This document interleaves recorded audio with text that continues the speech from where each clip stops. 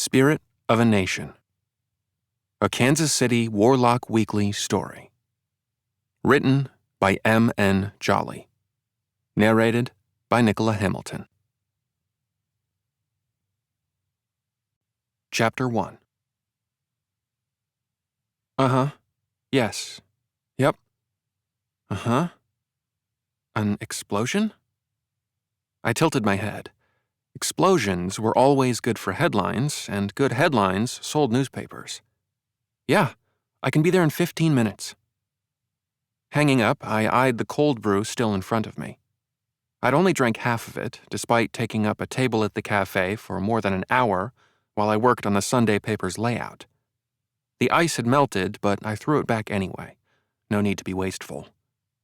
Saving my work, I packed up my laptop, put on my helmet, and half-jogged out the door. Something magical had exploded down on 12th Street. "Computer," I instructed, revving up my bike. I felt in an ironic musical mood. Play Kansas City. Contrary to popular belief and the rather iconic song I just put on my playlist, there is no 12th Street and Vine in Kansas City. We had 12th Street and we had Vine Street, but renovation in the 60s had changed the intersection and the two paths no longer crossed. More generally, the legacy of 12th as a place of clubs and bars had been relegated to history. Nowadays, you had your fair share of small businesses, a church or two, some smallish apartment buildings, and single-family houses. The clubs were still around, they just lived a few blocks down on 16th. I thought I might need to stop and put the address into my GPS once I got close, but that wasn't necessary. I spotted the burned-out car from a block away. The hatchback sat with the rear door open. A thick layer of rainbow soot caked the Corinthian leather upholstery, and though it looked like the fire hadn't spread beyond the trunk and seats, the interior that I could see was wrecked. Someone was inspecting the damage, arms planted on her hips. Probably frustrated. I'd be frustrated too if it were my car. Dropping my kickstand, I hopped off my bike, clipped my helmet to my backpack, and approached, taking out my notepad. "Miss Selby?" She turned around, and only once I saw her face did I realize it wasn't Miss Selby. "Oh, no," Mariah said, eyes narrowing. "No. What the hell are you doing here?" I got a call," I stammered. "Is Miss Selby here?" "She's inside. You can leave." Mariah stared at me, right in my eyes. I looked for an escape. The smallish house in front of us was the best option I had. "I should let her know I'm here." Mariah was a combination bartender and potion dealer, and she didn't like me very much, to put it mildly. I couldn't exactly blame her. I'd accused her of murdering a friend and burglarized her office in the same afternoon. But it posed problems nonetheless. If she knew crucial details about the story that nobody else did, I wouldn't be able to get all the facts that I needed. No facts meant no story. No story meant no column about the rainbow potion explosion, and I couldn't just not run a story about a rainbow potion explosion. Hopefully, Miss Selby would be able to fill me in. Knocking on the door, I waited a few moments, glancing back at Mariah. She continued to glare daggers my way. "Oh, you must be Levi." I turned, facing a woman wearing a clean t-shirt and stained, burned pants, smudges of soot on her face. She'd pronounced my name wrong, and though it would have been easier to let it slide, I stubbornly corrected her. "Well, you say it Levy, like Chevy, but yes. Miss Selby?" Wiping her forehead, she sighed. "Call me Tia, Levy. I take it you saw the damage?" "Yes, I paused, reaching for my phone. "Do you mind if I record our conversation?" She nodded. "Well, sure. You're going to print it, right?" "That's the plan." I opened the recorder. "So, what happened?" "I had ordered a flat of potions from Mariah," Tia explained. "She's got a deal on energizing potions going right now. You ever have an energizing potion?" "Not unless you count coffee," I admitted. Tia barked out a laugh and shook her head. Like a full night's rest in a bottle when they work right. She must have cut corners, because I get home from picking up my order, and when I go to carry the crate inside, the bottles start to explode. I shit you not, they shatter like eggs in a microwave, and the sludge catches as soon as it touches the floor mats. I'm lucky I didn't get killed. She shot a dirty look over my shoulder, and I swallowed, doing my best to maintain journalistic impartiality. Were you hurt? A couple burns, and I had to get my wife to leave work in the middle of her shift and go pick up our kids, Tia added. Mariah's got to pay to fix it, or I'll take her ass to small claims court and make her pay. I frowned. I knew for a fact that Mariah couldn't be at fault for improperly brewed potions, but I had no good way to explain that to Tia without breaking a promise. Let me go talk to her and get some pictures of the damage. She looked past me, eyes narrowing. Sure. I turned my back on her and got a face full of Mariah's harshest glare.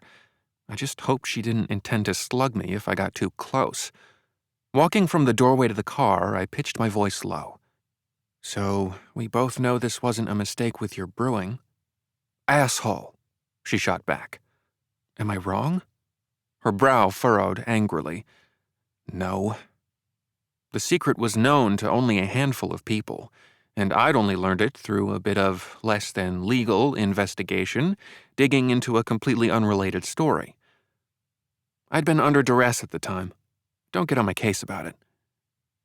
Mariah's potion brewing rig had fallen apart after a mix-up with reagents, and when she couldn't afford to replace or repair it, she'd just started buying potions from a wholesaler and swapping the labels. It was possible that the whole brew was tainted. If that was the case, I'd be able to find reports of other potions exploding. Alternatively, it might not have been the potions at all. Any idea what caused this? I asked. I'd like to clear your name if I can. I owe you. You want to do me a favor? Then back the hell off, Mariah hissed. I don't like you. I paused, trying to think of another line of questioning that could make progress. Do you have any more potions with you? What? I'd like to buy one. She stared at me, eyes wide, incredulous. Why? To see if it happens again, not... I started to explain, quickly, before she could chew me out a second time. Not because I think there's something wrong with your potions. I want to figure out if it's something that has to do with this place. Mariah blinked a few times, then shook her head. Did you hear what I said about backing the hell off? Or do I need to repeat myself? Heard, but disregarded, I said, walking over to my bike and raising my voice so she could still hear me. I'm following this story. Will a cleansing crystal ruin the potion, by the way? Mariah shook her head. You're an ass. But no, they'd just be inert, temporarily, till you take the crystal away. I'll pay for the potion, I pointed out, digging in the pouch at the back of my motorcycle and retrieving the blue-green crystal that I always kept with me in case of magical emergencies. I couldn't do much magic, but simple cleansing was comfortably within my wheelhouse. Look, I'll be doing this experiment either way. This just saves me having to pick one up from their retail center. I like to buy local. Scowling, Mariah shook her head. I'm not going to help you get footage you can use to smear me. I threw up my hands. Mariah, if I wanted to smear you, well, nothing you say after that is going to help your case, buddy, Mariah interrupted. Just go. This isn't news. I sighed and set my shoulders, resigning myself to a backup plan. Trudging back to the house, I waved to Tia. What did she say? Tia asked. Is she gonna pay me? I don't know, but I don't think it's her fault either, I said. I need to test something, though. Do you have any other potions on hand? Tia glared past me. I tensed, still wanting to avoid the crossfire of their feud. One or two. They're her brew. I'd like to see what happens if we take one outside, I said. See if it explodes like the others, and record it if it does. So you want to waste one of my potions? I shook my head. If it explodes, it wouldn't be safe to drink anyways, would it? Seeing my point, Tia relaxed and shrugged. Fine. Here, they're in the kitchen. I followed her through the small front room to a cluttered kitchen. Dishes were stacked up in the sink, soaking in scummy water, and fast food paper waste and old pizza boxes were cluttering the counters. While Tia bent to get the potion, I palmed the crystal and activated it, and I felt the hint of growing warmth in my hand as it ordered the currents of power around me, dispersing the static magic that naturally occurred in the air. Once that was running, I took out my phone and turned on the video camera. I wouldn't be able to use the footage directly. The Commonwealth of Wizards barely tolerated a print paper. They'd hex my work into nonsense if I tried to broadcast any videos. But I could pull stills and use the video for my own reference. Tia passed me a glass bottle with an ambiguous pinkish liquid sloshing inside, and I began filming. Okay, I said, both for her benefit and the camera's. I'm going to take this outside, turn off the cleansing crystal, and see how it reacts. Holding the bottle out gingerly in case it shattered and threw glass shards at me, I walked out. Tia followed behind, shutting the door as we stepped out onto the front walk. So, what do you think did it if it's not Mariah's... Asshole, Mariah shouted. She was apparently in the middle of talking with someone on her phone, but she lowered it to shout at me. What the hell are you doing? I lowered my own device. Recording the response. Really? Really? She demanded, marching up the driveway. You are that eager to screw me? Oh yeah, he's the bad guy. Tia shot back, stepping forward to confront Mariah. It's your awful brewing that caused this. Are you going to fix this, huh? Pay for the damage to my car? My brewing didn't do this, Tia, Mariah objected. And no amount of bitching. Your potions exploded. My potions didn't. My lawyer, your shitty car. I lost track of the argument in all the yelling. The details didn't seem to be materially relevant. They were in a shouting match that cared more for volume than argumentation. At least I'd been momentarily forgotten by Mariah, so that I was only catching the fringes of her tirade and not taking the brunt of it. The fight was so distracting, though, that I didn't notice the crystal getting warm in my hand until it cracked. I frowned, looking down at the shattered cleansing crystal.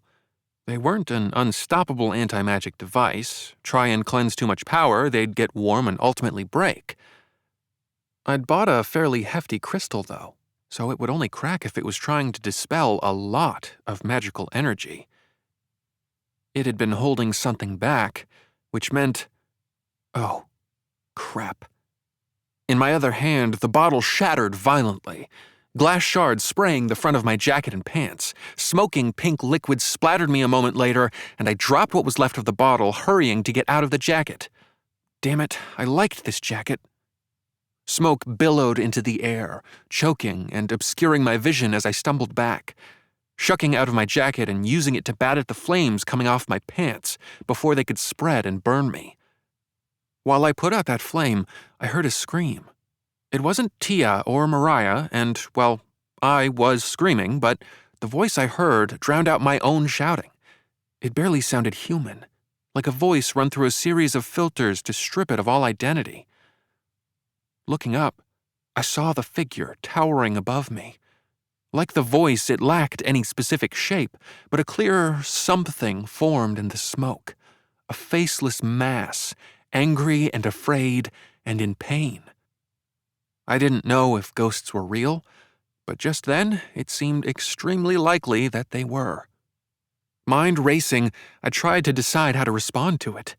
I'd only brought the one cleansing crystal, but it didn't seem like it wanted to hurt me. It was mad, but not necessarily mad at me. My internal reporter took over. "Who are you? What do you want?" I called at the apparition. "Why are you here?" I shouldn't have asked so many questions back to back. When the ghost responded, it was only with two ambiguous words.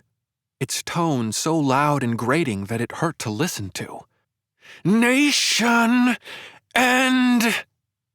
Before I could do much more than cover my ears to block out the pain, the mass of smoke and power began to spread, flattening and shooting out in all directions. The front-facing windows of the house shattered, as though bricks had been tossed through each and every one of them. And then the being was gone. A few little fires smoldered on the lawn, but they all died quickly, burning themselves out without spreading. My charred pants would at least last me until I got home, but my jacket was fully ruined. I swallowed, then spoke, addressing nobody in particular. Well, we know that Mariah didn't cause that.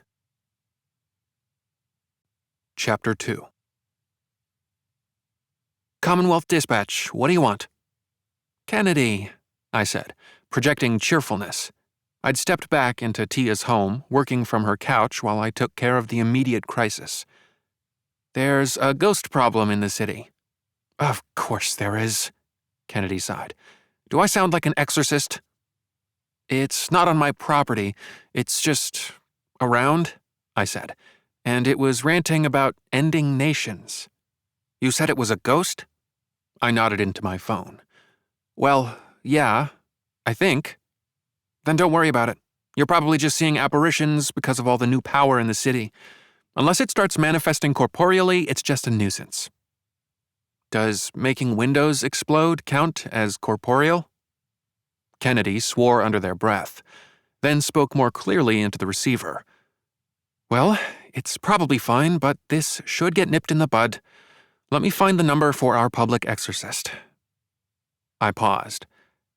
Exorcist, like priests, crosses, the power of Christ compels you? Exorcist, like we needed a name for people in the Department of Ghost Removal, Kennedy replied. Do you have a pen? No pen, but I can write the number down. Hit me. Within a couple minutes, I'd called the exorcist, gotten her voicemail, and requested a callback. With that done, all I could really do was wait for a reply and get back to my job. Looking up at Tia, I said, I should get out of your hair. It's fine, Tia said, though I saw her shoulders slump in what I interpreted as relief. Do you need anything? A stiff drink? But not until the kids are asleep, Tia snarked. I'll let you know what I hear. Hopefully we can get this business cleared up before anything else goes all shattery. Pushing to my feet, I looked down at myself. I needed to go home, get a shower, and then get back to research. Sorry about your car, and, your windows, and your potions, I guess. Tia raised up the corner of her mouth, but it wasn't properly a smile. Thanks. Leaving the kitchen and tiptoeing around the broken glass in the front room, I made it outside to my motorcycle. Fortunately, the mirrors hadn't shattered, a stroke of luck I didn't think to question. While I got on the bike and started home, I pondered what I'd heard. Nation's end? Or nation end? Was it a warning? A threat? That anxiety sat with me until I got home. And since I still hadn't heard back from the exorcist, I got back to work on my ad layouts. 2 hours later, I got the call back. Picking up my phone, I said, This is Levi, reporter for the Kansas City Warlock Weekly. How can I help you? This is Carolyn Banfield, exorcist for the Commonwealth, Carolyn replied, echoing my greeting. I got your message. How can I help? Well, I found a ghost, I said. It made some potion bottles explode and broke some glass. Dangerous, basically, and I heard you were the person to help. Okay. Do you know who it was? I frowned. No, it just said something like Nation's End, and then it vanished. All right. Well, I heard the rustling of papers on Carolyn's end. I can try to pencil it in for an investigation and exorcism sometime in January? I blinked. That's 5 months from now. It takes time, and I'm swamped. Ghosts manifest more often near ley lines, and nobody thought to maybe increase my department's budget before dropping a huge vein of power right through the middle of my region. She sighed, thinking it over for a moment. Maybe if I knew who the ghost was left by, I could squeeze it in over a lunch break. But if I have to do a full seance to reach out, find their spirit, and then exorcise it. That's going to be at least a day of work, probably 2. I just don't have time." There was something in Carolyn's tone that sounded familiar. I couldn't place the word that went with the emotion, but it resonated with me anyways. "How busy are you exactly?" "I've had 1 day off this month," Carolyn explained, "because I was in the hospital." Dang.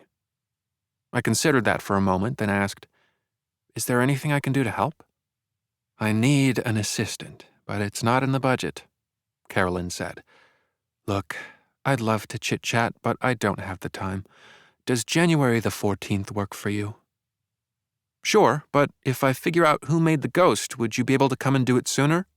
I didn't want to overwork Carolyn, but I didn't want Tia to be stuck with an angry ghost for months either. "I guess. Don't try and get it to appear again, though." "Why not?" "Deliberately provoking an aggressive ghost without a means to exorcise it is a good way to get killed," Carolyn explained. "Ghosts tend to relive their final moments, and you typically don't leave a ghost behind if you went out peacefully." "Ah. Honestly, you're probably not going to find it. It could be from any death from 20 years old to 80 years. Basically, the only thing you know is that they died close to where it manifested. Ghosts don't tend to stray." Carolyn sighed. "You'd be better off just waiting if you don't know anything." "I can be persistent," I said. "Why that date range?" "Any younger, the trauma from the death will be too chaotic and muddled to manifest. Any older, it'd have to be intensely single-minded to hang on. It's happened, but only with souls that had a single purpose for their whole life. Zealots, usually, and a couple dogs." I blinked. "There are ghost dogs?" "You know those stories about dogs who guard the grave of their master or wait every day for someone to come home until they pass?" Carolyn asked. I nodded. A second later, I said, "Yeah." "They leave ghosts sometimes. Everything has an essence, and it just takes willpower for that essence to imprint itself on the world. Dogs have a lot of willpower. So yeah, ghost dogs." Carolyn cleared her throat. "Look, I've got to go. I've penciled you in for the 14th. "Thanks." She hung up. With that in mind, I started digging. The most thorough course of action would be to go to the library and start reading through old newspaper archives, looking for any murder cases in the right area. I'd been in the stacks before. That way lay madness. Searching through reams of old newspapers could take months. If I had a digitized set of papers I could dig through, that would help, but the public library's digitized records only reached back to the 90s. Given the date ranges I was working with, that was a non-starter. I did have some colleagues who I was still friends with from my days working at a big daily newspaper. I could maybe get some access to their internal sources if I called in a few favors. I was reluctant to do that. For now, using that resource would be a backup plan. First, I'd lean on the internet. A search for Kansas City Nation's End didn't pull anything up. I tried a few specifics. Kansas City End of Nations, 12th and Vine End of Nations, KC 12th Street Nation's End, a dozen rephrasings that didn't get me anywhere. With all that coming up dry, I began to look for murders.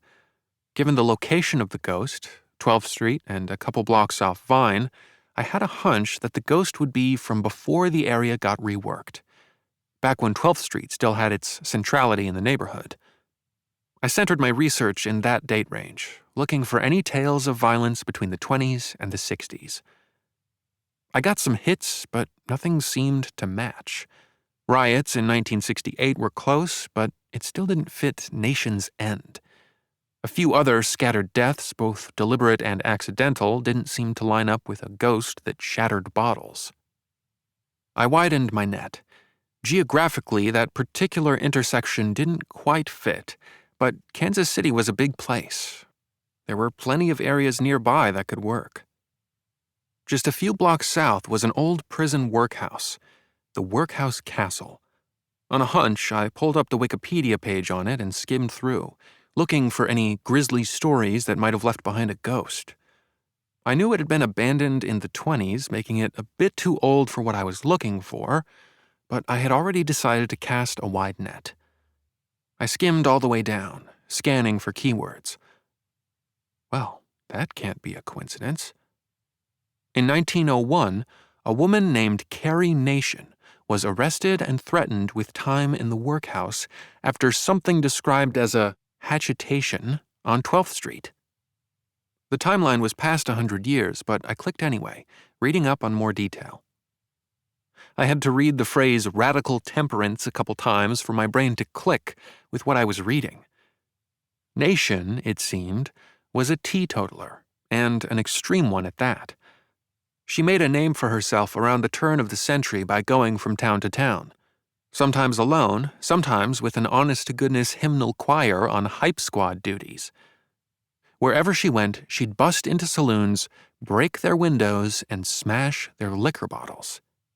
The ghost had done the same, or near enough to the same. It had gone after windows and potion bottles, but left other glass like my phone screen and rear-view mirrors behind. A quick check confirmed that she'd come to Kansas City, which is how she'd ended up in the workhouse.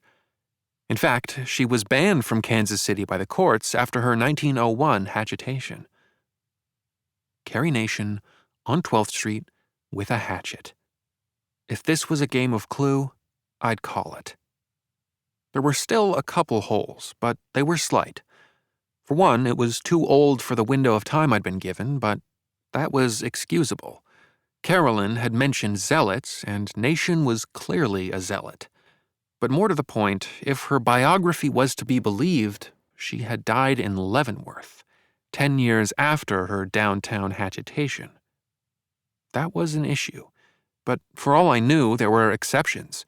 Maybe ghosts could move, in rare circumstances. Maybe the stories online weren't entirely true, and she'd really come back to Kansas City before she died. Going on the hunch that it wasn't a coincidence, I made a phone call. "The reading room," Mariah said upon answering the phone. "How can I help you?" "Mariah, it's Levi." She hung up. I called back. "It's Levi, still. Just hear me out," I pleaded. "I have an urgent question." "Make me a deal," Mariah snapped. "I answer this question, you leave me alone." Fine. I wasn't sure what sort of time frame she meant. Did she want me to leave her alone for a while or forever? Regardless, I accepted the terms for now. How similar are potions and liquor? What do you mean? Let's say there was a ghost of a woman who liked to smash up bars, I said, speaking purely hypothetically. Would it be easy for a ghost like that to mistake your potions for whiskey? It's all brewing, Mariah said. With the right ingredients, you could make a solid, hard-grained something or another with the rig I use. The main difference is that for potions, you invest them with specific, ordered intent, and all that purpose gets stored by ingredients attuned to that power. Most alcohol doesn't have power in it at all, and even when it does, it's chaotic. Wait, you can make alcoholic potions? I asked. So like Viking berserkers who drank before a battle? We're probably drinking potions, maybe on purpose, maybe by accident. Historically, it's not uncommon for brewmasters to put a lot of their will into their work, and it helps if there's collective belief. Enough people think a drink will make them stronger, and that will can sort of align it, so that the chaotic power becomes organized. Like magnets aligning poles in iron, I said, nodding as I understood. Sure, like magnets. Mariah's answer was casual, but her tone remained tense. I've answered your question, Levi. Right. Thank you. Bye. I hung up. So, Carrie Nation's ghost, ender of both whiskey and potions. I knew in my gut that I was right. Holes in the story be damned. Now we just needed to do an exorcism. Chapter 3. With my revelation about the ghost's identity, Carolyn was able to make an appointment for Monday. I volunteered to tag along, in part because I could help set up the ritual circle, but mostly because I wanted to record it for an article. When Monday evening rolled around, I found myself pouring salt onto Tia's lawn, surrounded by illusions to keep our work secret from the mundane world. "Just a big circle, right?" I asked, shaking the mason jar gently to sprinkle the salt out without just dumping it everywhere. "And then I'll draw a symbol in the middle," Carolyn confirmed. "Once the ritual starts, under no circumstances can anyone cross the circle. Nation's ghost will be inside, we'll be outside, and it needs to stay that way." "Okay, got it." "No, you don't." Carolyn shook her head. "Nobody crosses the line. Period. We're shaking up a champagne bottle, and the circle's a cork. If it comes loose with all the energy coming from the well of power just a couple miles away, Nation's ghost might be strong enough to manifest." "Manifest?" I frowned, setting aside the now empty jar and reaching for my notepad.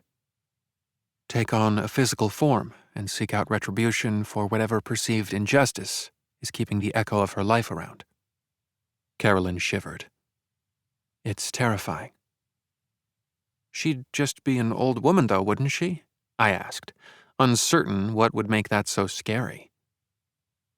"An old woman made of pure willpower, driven by raw emotion. Ghosts don't have sense, and they don't have mortal limits. Echoes of willpower that have the force to manifest are by definition strong.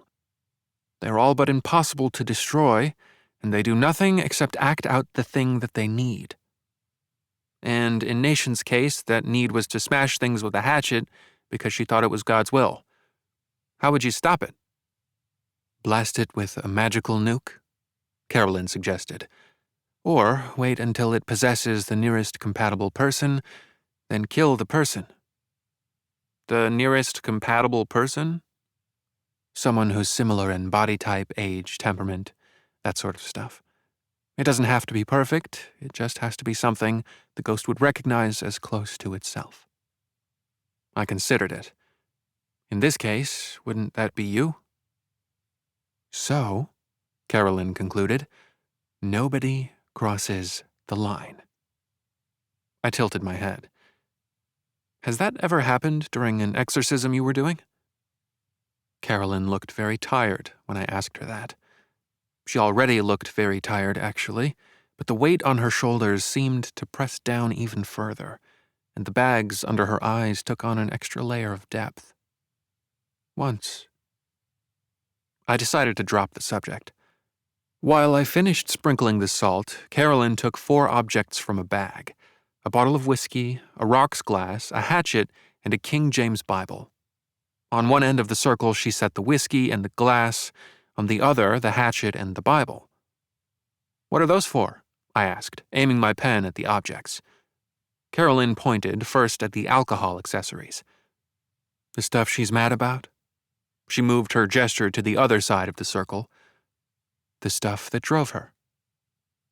"Don't you need 5 items so you can make a pentagram?" I asked. 4 objects and a channeler," Carolyn corrected, directing a thumb at herself. "Me." "So, you're going to call her up, resolve her trauma, and send her on to, what, the afterlife?" Carolyn shook her head again. "Ghosts aren't people. They aren't the souls of the ones who left them behind. They're just echoes. I'm going to make the ghost appear, and then I'm going to obliterate it so it stops causing trouble." That made me wince. Years of media about ghosts had me convinced that they were something akin to people, and just demolishing them felt uncomfortable, even if it was less murder and more firefighting. While Carolyn finished preparing the circle, I walked up to the house, rapping twice on the door before opening it and calling inside, "We're about to get started." Tia responded, yelling from somewhere deep inside. "I'm putting the kids to bed. Do you need something?" "No, I just wanted to let you know." "Is it going to be loud?" "Shouldn't be." "Okay." I stood in the doorway a moment and stepped back out. "It's Not going to be really loud, is it? Auditory buffer spell. The illusion I set up isn't just visual, Carolyn confirmed. First thing you get taught on the job is how to keep things discreet. Cool. I half-jogged over to the circle, checking that the handycam I'd set up on a cheap tripod was still recording. The image quality wasn't great, but I wasn't doing TV news here. I just wanted something for my own reference, so when I wrote this up, I wouldn't have to be relying purely on my memory. How wide is the illusion? Your camera will work fine, she promised, walking a wide orbit around the salt circle, looking for flaws. Good to know. Once this gets started, I'll just stand back and let you work? Carolyn nodded curtly, sitting down and adopting a meditative cross-legged position at the point of a star she'd drawn inside the circle. She was sitting back just a couple inches, close enough that she could have reached out and run her finger through the salt circle without leaning forward. She shut her eyes and started speaking softly in Latin, and I just stayed back and watched, glancing around to ensure that nobody crept up and broke the circle while we were watching. "Carry Nation," Carolyn bellowed, her voice an octave lower and echoing like it was running through a filter. The magic had started. "Carry Nation, I call you. Carry Nation, stand before me." I expected the ghost to take shape inside, but the only motion was the salt, which vibrated as though it rested on an active subwoofer. Carolyn's face hardened, and she redoubled her efforts. "Carry Amelia Nation, your cause is finished." I could feel her words echoing down into my bones. Glancing around nervously, I expected people to come out of their houses to see what was going on, but nobody did. The auditory illusion did its job perfectly. "Carry Amelia Nation," Carolyn repeated. "You cannot persist. Carry Amelia Nation, face me and accept your fate." The circle began to shift, as though being buffeted by strong winds that couldn't otherwise be perceived. But still, there was no ghost. Carolyn opened her eyes, which had begun to glow pure white. The wind whipped harder, and she rose from the ground with unnatural smoothness, floating above the grass. "Spirit, be shown." I could feel the magic in the air, like power coming from high-voltage lines. "Spirit, be bound." A glowing circle sprung up from the ground, outlining the salt, showing the power that was being channeled into the exorcism. "Spirit, be made manifest." Finally, a ghost appeared. I'd expected a half-transparent copy of Carrie, but the ghost that showed itself in the circle didn't even look human. It resembled a cyclone of fire, burning hot and furious. Carolyn gasped, stumbling back, and the light went out from her eyes. When she spoke again, her voice had returned to normal. "What the hell?" I rushed to her side, mindful of the circle. "What's wrong?" "That's not Nation," Carolyn said, eyes darting to me with fear and annoyance. "You said it was Nation." "Then who is it?" I asked, watching the torrent of anger build in intensity. "I don't know. I can't see its true form, but—" Carolyn looked around, her eyes tracing invisible patterns that I couldn't detect. "Oh no. Oh no." I looked at the ghost. "Is it getting brighter? What's happening?" "It's— layman's terms, the polarity of the magical field is reversed," Carolyn explained. "Instead of having the power drained out of the specter, it's taking power from the world around it." "That's bad? The circle won't hold it forever, and when it breaks—" Carolyn blinked, shaking her head. "Depending on who it's a ghost of, we might already be dead." For all the lights on display, the yard was eerily silent. The raging ghost continued to grow larger, brighter, and more powerful by the second, but it produced no sound save for a subtle whoosh of wind. I stared at it. "How long do we have?" "I made a solid circle," Carolyn said, breathing fast.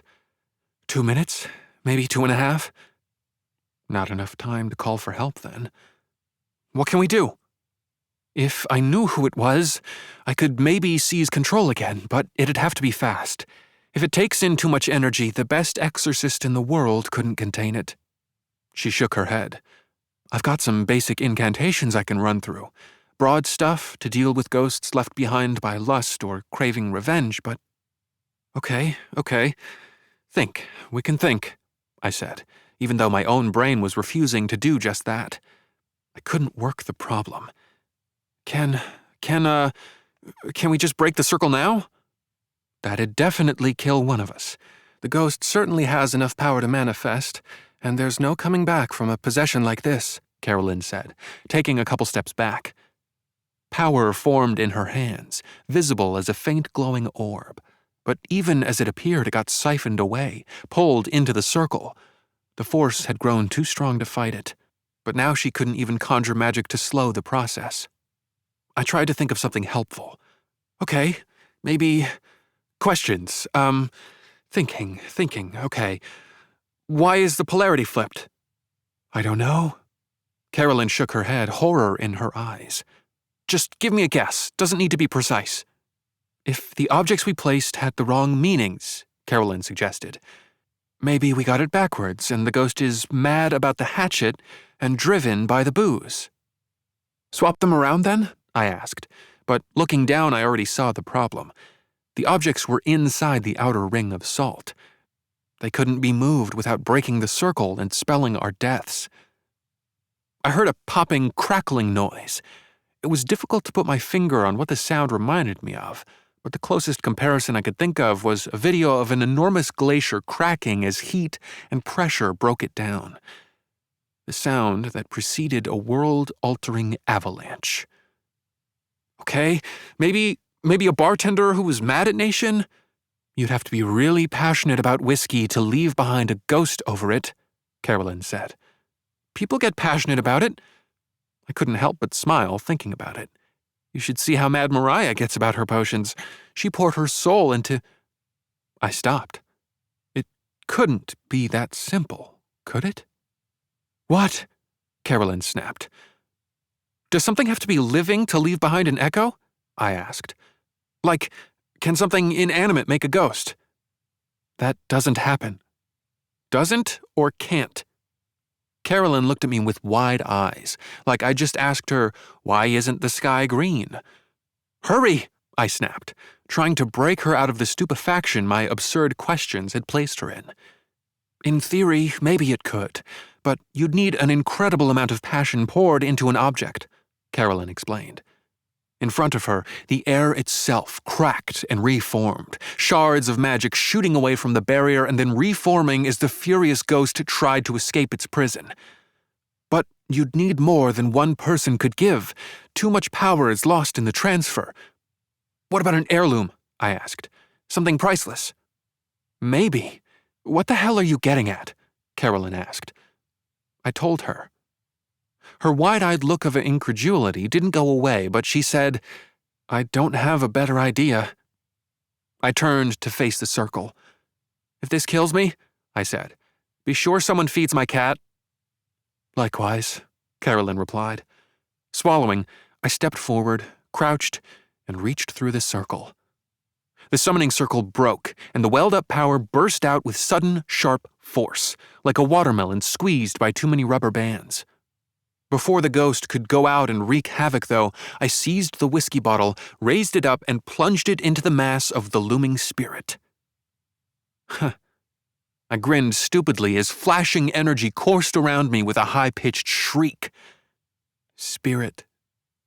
Finding its compatible vessel, the ghost took all its manifested energy and dove inside, light and power raging, until it had completely subsumed its target. Not me or Carolyn, but the bottle in my hand. The ghost wasn't left behind by a person. It was left behind by a whiskey. Light and power vanishing, the ghost disappeared, until all that was left behind was the bottle in my hand. Overtop its physical label, another flickering specter could be read. The ghost of a bottle Carrie Nation had smashed. So, I began, looking up at Carolyn. I guess I was right. Never again, Carolyn groaned, panting for breath. Never again am I listening to someone else's investigation. You know we almost died. Yeah. I rubbed at the back of my neck, feeling sheepish. My bad. You're bad? Carolyn's shoulders slumped and she threw her hands into the air, turning to pace in the yard. I'm retiring. I can't do this anymore. We need to deal with this first, I said, holding up the bottle. How should we, make it safe? By satisfying what it wants, Carolyn said, reaching out and snatching the bottle from my hands. Which is to be drunk. Will it taste like itself or like whatever the ghost tasted like? I asked. As much power as it took in? The ghost, probably. Though I've never tasted possessed hooch before. Carolyn shrugged. Why? Read the label, I prompted. Carolyn did, and blinked. Oh, damn. No wonder it left a spirit behind. Putting a hand on the cork, she added, Well, bottoms up? Wait. I shook my head, stepping forward to stop her. Hold on. Is it stable for half an hour or so? Possessions are indefinite, if dangerous, Carolyn assured me. But since the bottle can't move under its own power, it's harmless, so it should last as long as we want. Great. I walked back up to the house, rapping on the door. Is it over? What? Tia answered the door, stopping mid-sentence to stare at me. What on earth happened to you? I didn't have any reflective surfaces nearby, so I pulled out my phone, using the rear-facing camera to look at myself. My hair had been blown back like I'd been run through a tornado, and my skin had gone pink, almost sunburned. The exorcism took a weird turn. Can you get away from the house for an hour? What for? Tia asked. Building bridges, I explained. And I want to get you that drink. No. Get out, I finished as I cleared the bottom stairs of the reading room. I know. I just wanted to bring you a peace offering, then I'll be out of your hair. Mariah eyed me.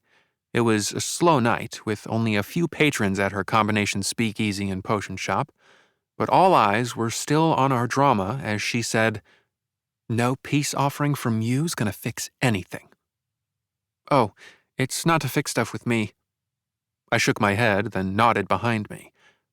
It's for you to share with Tia and Carolyn. I stepped forward, making space for the two women to follow behind. Carolyn was just along for the ride. It was Tia that I really wanted to be there. Tapping a finger on the counter, Mariah glanced between Tia and me. What is it? Crossing the 4 paces from the landing to the bar's edge, I set the bottle down on the table. The ghost, I explained. It needs someone to drink it to put it at ease. I figured you'd want the opportunity. Scanning the label, Mariah read the flickering, ghostly label aloud. 1799, Mount Vernon Distillery. No. No way. Seriously? This is priceless, Levi. While Carolyn sat down on a stool next to me, I held up my phone to emphasize the quick fact-checking I'd done. I looked it up. Brewery operated by George Washington himself. There were still a couple bottles floating around at the turn of the 19th century when Carrie Nation was doing her whole thing, and, well, yeah. Apparently a bottle with that much history can leave behind a ghost. And since it died by being shattered, it relived that moment by ensuring other bottles experience the same fate. I shrugged, glancing over at Tia still standing on the landing. So, enjoy. I'll get going, and, sorry. She stared at the bottle, frowning, replying only as an afterthought. Sorry? I didn't know exactly what she was referring to, so I kept my explanation broad. For getting involved, for promising to leave you alone and then coming back. I'll try and keep that promise after tonight. I just didn't want you and Tia to have bad blood over a miscommunication. Rubbing the back of my neck, I gestured to the stairs. So, yeah, I'll get going. I began to leave, and Mariah stayed dumbfounded for a couple seconds. Only as I reached the base of the stairs did she get out glasses, pouring 2 fingers into each for her, Carolyn, and Tia. I'd taken 2 steps up when Mariah called after me. "Levi, wait." "Yeah?" I paused, stooping to look back. There was a 4th glass on the bar top. I smiled, turned around, and pulled up a seat. This has been Spirit of a Nation, a Kansas City Warlock Weekly story. Written by M.N. Jolly. Narrated by Nicola Hamilton. Copyright 2024 M.N. Jolly. Production copyright M.N. Jolly. Thank you for listening.